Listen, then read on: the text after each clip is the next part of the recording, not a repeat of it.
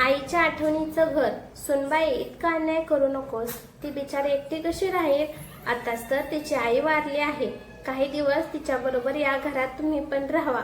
मी दिवसभर ऑफिसमध्ये असतो. निदान माझी मुलगी एकटी राहणार नाही एवढं तरी बघा. मोहनराव आपल्या दोन्ही मुलांकडे आणि सुनांकडे हात जोडून विनवणी करत होते. काही दिवसापूर्वीच त्यांची पत्नी कमला हे जग सोडून गेले होते. घरात तिच्या असंख्य आठवणी होत्या. स्वयंपाकघरातील भांडी, देवघरातील पूजा आणि अंगणातील तिने लावलेली फुलांची झाडं पाहून मोहनरावांना प्रत्येक क्षणी तिची आठवण येत होती. पण आईच्या जाण्याने सर्वात जास्त खचली होती ती त्यांची मुलगी नेहा. अशा वेळी तिचे भाव तिच्या पाठीशी उभे राहतील अशी तिची अपेक्षा होती. मोहनराव म्हणाले, मुलांनो, तुम्ही तिचे भाऊ आहात. तरुण बहिणीला असं एकटं घरात सोडून तुम्ही तुमच्या पत्नीला घेऊन जाणार आहात का? तुम्ही बारीबारीने इथे राहा. मी लवकरच नेहासाठी एखादं चांगलं स्थळ बघतो. तिचं लग्न झालं की तुम्ही तुमच्या घरी जा. मोठी सून म्हणाली, बाबा, माझ्या नवऱ्याचं ऑफिस आहे, मुलांची शाळा आहे, मला इथे राहणं शक्य नाही. धाकटी सूनही म्हणाली, माझे पती ऑफिसला जातात, त्यांच्यासाठी स्वयंपाक, चहा, नाश्ता कोण करणार? घरची सगळी कामं माझ्यावर आहेत, मला इथे राहता येणार नाही. दोन्ही सुनांमध्ये वाद सुरू झाला. मोहनरावांनी आपल्या मुलांकडे आशेने पाहिलं, पण त्यांनीही आपल्या पत्नीचीच बाजू घेतली. शेवटी मोठा मुलगा सुयश म्हणाला, बाबा, नेहालाच आम्ही आमच्या बरोबर घेऊन जातो. तोपर्यंत तुम्ही तिच्यासाठी लग्नाचं स्थळ बघा. हे ऐकताच नेहाच्या डोळ्यात पाणी आलं. तिने बाबांकडे पाहिलं. तिच्या नजरेत एकच विनंती होती, बाबा, मला नका पाठवू. ती रात्री बाबांच्या खोलीत गेली.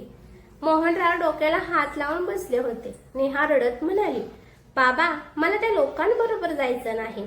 आई गेल्यानंतर मला तुमच्याशिवाय कोण आहे? माझे भाव असूनही त्यांनी तुमची किंवा माझी एकदा तरी विचारपूस केली का? मी इथे राहीन बाबा, मी स्वतः सांभाळेन.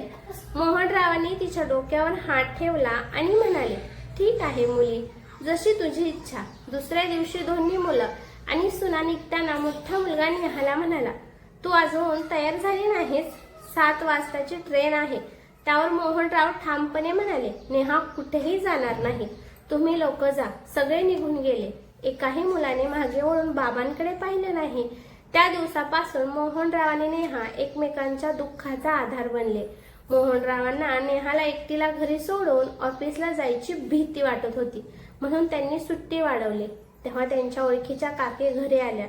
त्यांनी मोहनरावांना समजावलं, कमला गेल्याचं दुःख मोठं आहे, पण नेहासाठी तुम्हाला सावरावं लागेल.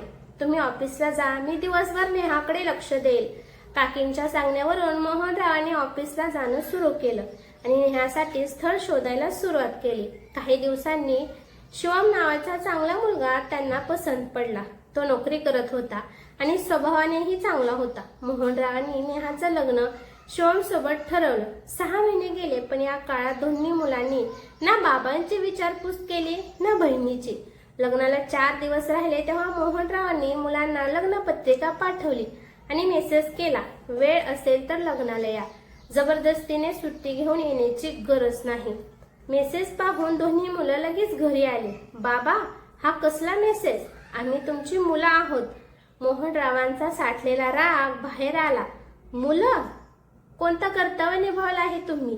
तुमची आई गेली तेव्हा कुठे होता? तुमचा बाप जिवंत आहे की मेला आहे हे पाहायला तुम्हाला वेळ मिळाला नाही. बहिणीची चौकशी करायला वेळ मिळाला नाही. पण आता लग्नपत्रिका पाहून तुमच्यात नातं जागं झालं. दोन्ही मुलं गप्प झाली. मोहनराव पुढे म्हणाले, रक्ताचं नातं असलं म्हणून हक्क मिळत नाही, कर्तव्यही निभावं लागतं. नेहाचं लग्न त्यांनी स्वतःच्या हिमतीवर मोठ्या आनंदाने केलं. नेहा सासरी गेल्यानंतर मोहनराव पुन्हा एकटे पडले. काही दिवसांनी मुले म्हणू लागली, बाबा, एवढ्या मोठ्या घरात तुम्ही एकटे काय करणार? घर विकून आमच्या बरोबर या. मोहनराव संतापले, हे घर तुमच्या आईचं स्वप्न आहे, तिच्या आठवणी विकून मी सुख घेणार नाही. मुलं रागाने निघून गेली. काही दिवसांनी मोहनरावांनी काकींना सांगितलं, आता हे घर मला खायला उठतं. काकी म्हणाल्या, मग नेहाला इथे बोलवा, ती भाड्याच्या घरात राहते, हे घर तिचंही आहे. मोहनरावांच्या चेहऱ्यावर आनंद आला. त्यांनी नेहाला फोन करून सांगितलं, मुली, तू आणि शिवम इथे येऊन राहा. नेहाने सुरुवातीला नकार दिला, पण बाबांची अवस्था पाहून ती शिवम सोबत बाबांच्या घरी राहायला आली. घरात पुन्हा आनंद आला, पण हा आनंद मुलांना सहन झाला नाही. मोठ्या मुलाचा फोन आला. बाबा, नेहाने तिच्या नवऱ्याला घरात का ठेवलं? उद्या तिचा नवरा घरावर हक्क सांगेल. त्यानंतर दोन्ही मुलांचे आणि सुनांचे फोन सुरू झाले. शेवटी ते सगळे घरी आले. मोठी सून म्हणाली, बाबा, आम्हाला आमचा हिस्सा आत्ताच हवा. धाकटी सूनही म्हणाली, हो, आम्हाला आमचा हिस्सा द्या. मोहनरावांनी मुलांकडे पाहून विचारले, तुम्हाला हेच हवं आहे का? दोन्ही मुलांनी होकार दिला. मोहनरावांच्या मनात काहीतरी तुटलं. त्या रात्री ते कमलाच्या फोटोसमोर बसून म्हणाले, कमला, आपण ज्या मुलांसाठी आयुष्यभर कष्ट केले ते आज आपल्या घराचे तुकडे मागत आहेत. तेवढ्यात नेहा आली. बाबा, तुम्ही रडू नका. त्यांना जे पाहिजे ते देऊन टाका. मी आणि शिवम दुसरीकडे राहू. मोहनराव म्हणाले, नाही मुली, तू माझ्यावर ओझं नाहीस. मी अजून स्वतःच्या पायावर उभा आहे. दुसऱ्या दिवशी त्यांनी वकिलांना घरी बोलावलं. दोन्ही मुलं आणि सुना आनंदाने बसले. त्यांना वाटलं आता आपला हिस्सा मिळणार. मोहनराव म्हणाले, वकील साहेब, माझ्या जमिनीचे, शेताचे आणि दुकानाचे 3 समान हिस्से करा. मुलं चकित झाली. 3 हिस्से? मोहनराव म्हणाले, हो, एक माझा, एक सुयशचा आणि एक धाकट्या मुलाचा. मोठी सून म्हणाली, पण बाबा, तुमचे तर 2च मुले आहेत. मोहनराव शांतपणे म्हणाले, माझी मुलगी नाही का? सगळे गप्प झाले. मग ते म्हणाले, आणि हे घर या वाटणीत येणार नाही. हे घर मी आणि तुमच्या आईने कष्टाने बांधलं आहे. हे घर माझ्या पूर्वजांचं नाही, माझ्या आयुष्याच्या कष्टाचं आहे. तुमच्या आईच्या आठवणीचे तुकडे मी होऊ देणार नाही. मोठी सून चिडून म्हणाली, आम्ही पंचायत बोलवू. मोहनराव संतापून म्हणाले, बोलवा, पंचायत करा, कोर्ट कचेरी करा, पण लक्षात ठेवा, बाप म्हातारा झाला म्हणून त्याचा आत्मसन्मान म्हातारा होत नाही. तुमची आई गेल्यानंतर तुम्ही 6 महिने आमची विचारपूस केली नाही. बहिणीच्या लग्नाला तुमच्याकडे वेळ नव्हता. माझ्या दुःखात तुम्ही नव्हता. पण संपत्तीची वाटणी करायची वेळ आली तेव्हा सगळ्यांना वेळ मिळाला. रक्ताचं नातं आहे म्हणून सगळं काही मिळत नसतं. त्यांनी वकिलांना सांगितलं, पूर्वजांकडून मिळालेल्या संपत्तीचे 3 हिस्से करा आणि हे घर माझ्या मुलीच्या नावावर करा. मुलांच्या चेहऱ्यांचा रंग उडाला. मोठा मुलगा म्हणाला, बाबा, तुम्ही आमच्यावर अन्याय करत आहात. मोहनराव म्हणाले, अन्याय मी नाही, तुम्ही स्वतःवरच केला आहे. तुम्हाला संपत्ती हवी होती, पण नातं जपायचं नव्हतं.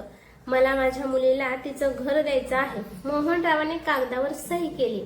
जमीन आणि दुकानांचे 3 हिस्से झाल्याने घर पूर्णपणे नेहाच्या नावावर करण्यात आलं.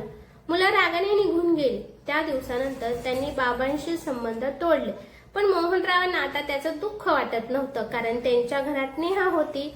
संध्याकाळी नेहा बाबांसाठी चहा बनवत असे आणि शिवम ऑफिसमधून आल्यावर बाबांसोबत गप्पा मारत असे. एक दिवस मोहनराव कमलाच्या फोटोसमोर उभे राहून म्हणाले, कमला, तुझं स्वप्न मी जपलं. आपलं घर मी वाचवलं आणि आपल्या मुलीला तिचं घर दिलं. नेहा बाबांच्या खांद्यावर हात ठेवून म्हणाली, आई असती तर आज खूप आनंदी झाली असती. मोहनरावांच्या डोळ्यात पाणी आलं. ते म्हणाले, हो मुली, तुझ्या आईला नेहमी वाटायचं की घर भिंतींनी बनत नाही, घर माणसांच्या प्रेमाने बनतं. नेहाने बाबांना मिठी मारली. त्या क्षणी मोहनरावांना जाणवलं की त्यांनी काहीही गमावलं नाही. ज्यांनी नात्याची किंमत संपत्तीत मोजली त्यांनीच आपलं सर्वात मोठं नातं गमावलं होतं. आणि ज्या मुलीला त्यांनी कधीच परक मानलं नव्हतं ती शेवटी त्यांच्या म्हातारपणाचा खरा आधार बनली. म्हणून मित्रांनो, रक्ताचं नातं असणं पुरेसं नसतं. नात्याला प्रेम, आपुलकी आणि कर्तव्याची जोड असावी लागते. आई वडिलांची संपत्ती मिळवण्यासाठी त्यांच्या जवळ जाण्यापेक्षा त्यांच्या दुःखाच्या काळात त्यांच्या जवळ उभं राहणं जास्त महत्वाचं आहे. कारण संपत्ती वाटता येते, पण गेलेला वेळ आणि तुटलेली नाती पुन्हा मिळवता येत नाहीत. समाप्त.